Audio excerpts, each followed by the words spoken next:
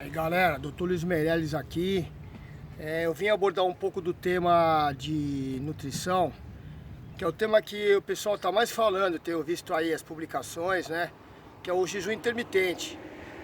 Então,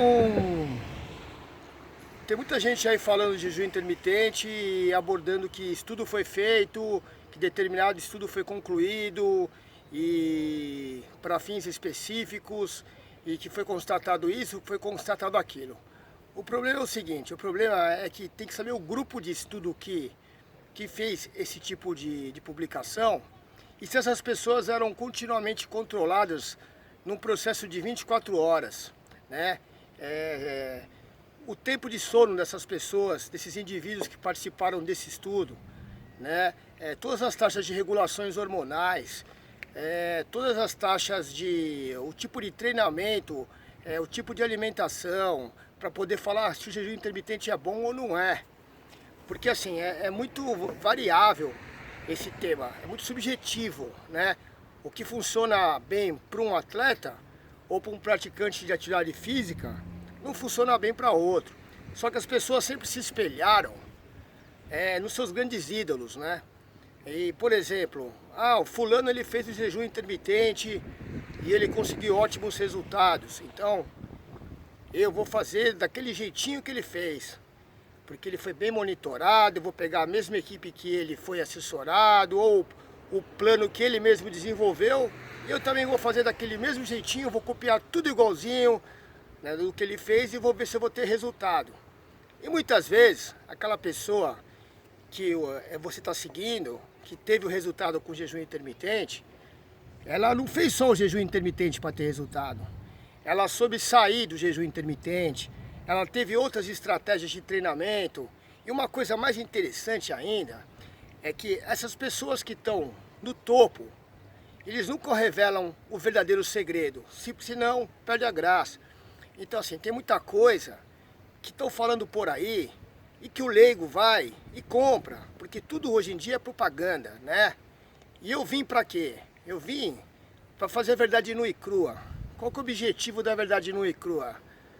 Não é fazer uma autoafirmação, não é atacar ninguém, não é falar que isso é o certo, que aquilo é o errado, mas não. É fazer vocês pensarem.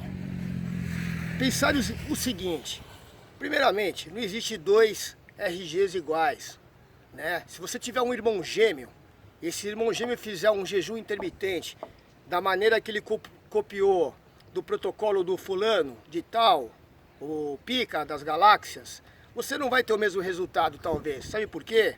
Porque você já tem alguma modificação no seu código genético que é diferente do seu irmão gêmeo.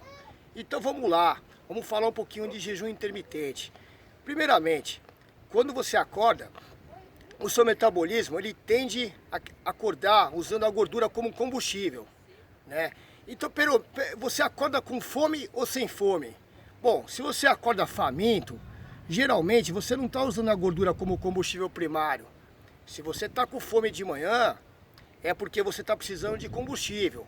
Você não está legal para queima de gordura. E se você for fazer um jejum intermitente com uma glicemia baixa, o que pode acontecer? Você pode ter uma queda súbita da glicemia, pode ter uma hipoglicemia durante o treinamento, ter baixo rendimento e com isso você vai começar a oxidar o quê? A sua proteína muscular, a sua leucina, que é o principal aminoácido do músculo. O que vai acontecer? Jejum intermitente, ele vai fazer você transpirar, vai fazer você perder mais glicogênio muscular, cada grama de glicogênio prende 3 gramas de água, vai queimar o seu precioso tecido muscular e a sua célula de gordura, ela só vai murchar. Sabe por que ela vai murchar? Porque ela também tem água, entendeu? Então o que vai acontecer? Nada. Você perdeu o seu tempo, não teve rendimento, se estressou, o seu cortisol vai aumentar e você não teve resultado. Agora, se você acorda sem fome, é sinal que o seu metabolismo já acordou queimando gordura.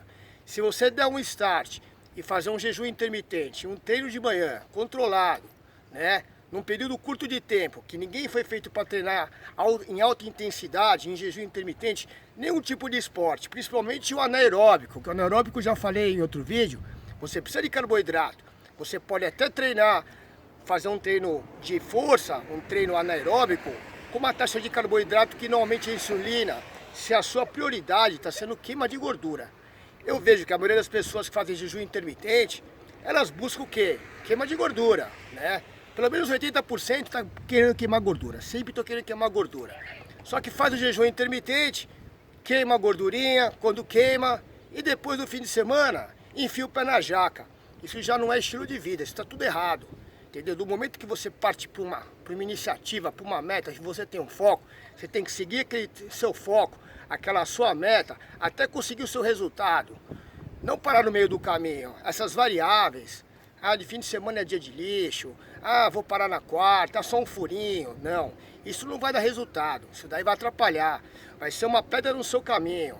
Você tem que ser focado, você tem que ter uma pessoa que te foque. Se você não consegue fazer sozinho, você tem que ter uma pessoa que te foque nisso, uma pessoa que consiga te conduzir ao sucesso, aonde você quer chegar. Então vamos voltar para o jejum intermitente. Quando você acorda sem fome, e se você fizer um treinamento de jejum intermitente, você vai queimar ácido graxo como principal fonte energética. Só que depois de um tempo, esse circuito de queima de ácido graxo também é limitado. Vai chegar uma hora que você não vai mais queimar mais aquela gordura que você tem no seu depósito, a não ser que você tenha um número muito grande de mitocôndria. Por exemplo, tem atleta altamente treinado que já sai queimando gordura no começo do treino. Só que quem geralmente faz jejum intermitente não é um atleta hipertreinado, que já sai queimando gordura e queima gordura durante horas e horas e horas. Você não tem essa habilidade de queimar tanta gordura. Esse mecanismo vai se interromper uma hora. Aí que você vai usar as estratégias suplementares. Suplementação é ciência. Trabalhar com suplemento é o meu forte. Isso eu posso garantir, porque eu tenho 30 anos de experiência com suplementação comigo mesmo. E eu não faço experiência com rato, não faço experiência com coelhinho em laboratório. Eu faço experiência com humano. E todos os humanos que eu fiz experiência, tem que ser com humano, né? Porque extraterrestre ainda não veio até aqui falar comigo. Mas bem que eu gostaria de trocar uma ideia. Todas essas experiências que eu fiz com seres humanos tiveram bom êxito, desde que eles estivessem comprometidos e ter disciplina para fazer o projeto de forma adequada, né?